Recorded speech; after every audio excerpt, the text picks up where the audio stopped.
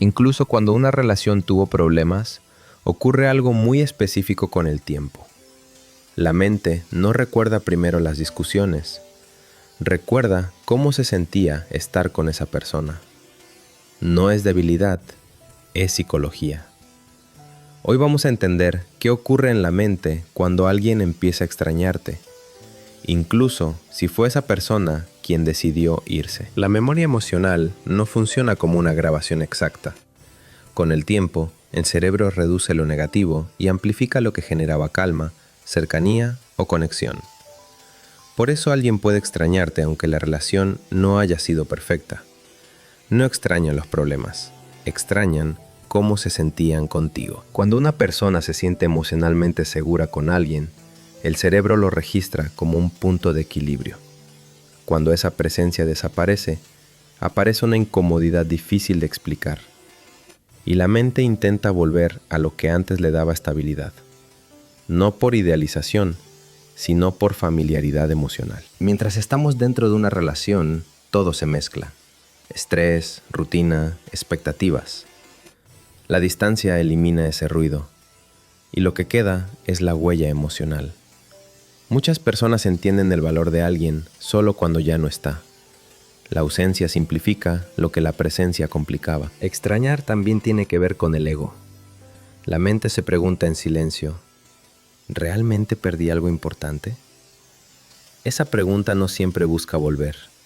A veces solo busca cerrar algo que quedó emocionalmente abierto.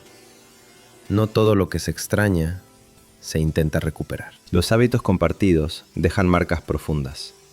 Un lugar, una hora del día, un pequeño ritual.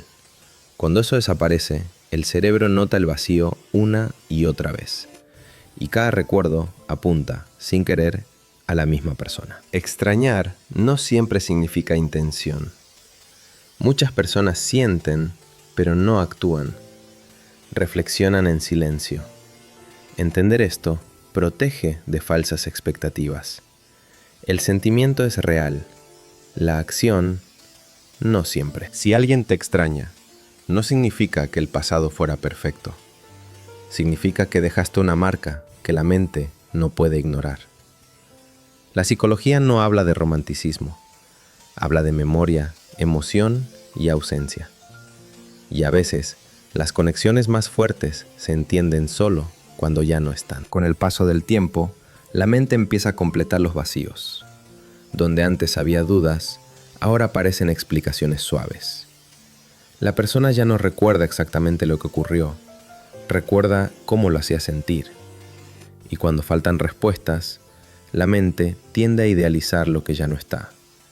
No porque sea verdad, sino porque es más fácil que aceptar la pérdida. Cuando ya no hay mensajes, ni explicaciones, ni contacto, el silencio empieza a ocupar espacio.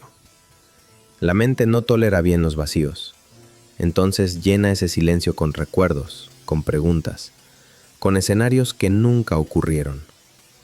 Cada pausa se vuelve más grande que cualquier conversación pasada. Y, sin darse cuenta, la persona empieza a extrañar no solo a quien eras, sino lo que ese silencio ahora representa. Aunque la relación haya terminado, la mente sigue funcionando por inercia. Sigue esperando ciertos momentos, ciertas reacciones, ciertas presencias que ya no están. El hábito mental tarda más en irse que la persona real. Y en ese desfase, la ausencia se vuelve más evidente que cuando todo todavía existía. Porque dejar ir a alguien no es solo una decisión emocional, es también un proceso mental. Cuando algo termina sin una explicación clara, la mente no la acepta fácilmente. Necesita sentido, necesita coherencia, necesita una historia que cierre. Y si no la recibe, empieza a construirla sola. Reordena recuerdos, reinterpreta gestos, da significado a silencios. No para volver al pasado, sino para calmar la incomodidad de no haber entendido del todo. Con el tiempo, la atención deja de mirar hacia afuera. La mente empieza a observarse a sí misma, sus reacciones, sus pensamientos repetidos.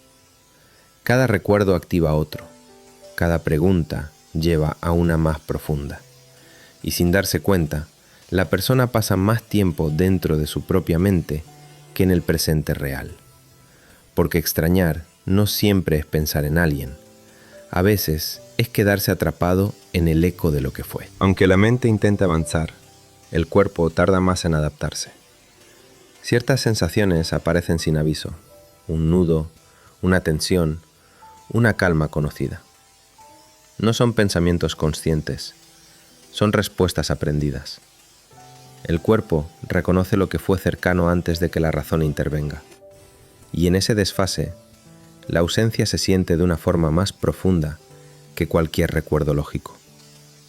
Porque soltar a alguien no ocurre solo en la cabeza, también ocurre lentamente en el cuerpo. Con el paso de los días, la percepción empieza a desplazarse.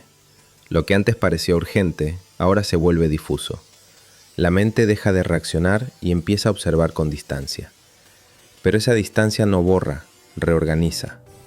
Los recuerdos ya no aparecen por impacto, aparecen por asociación. Un detalle lleva a otro, una sensación despierta una secuencia completa.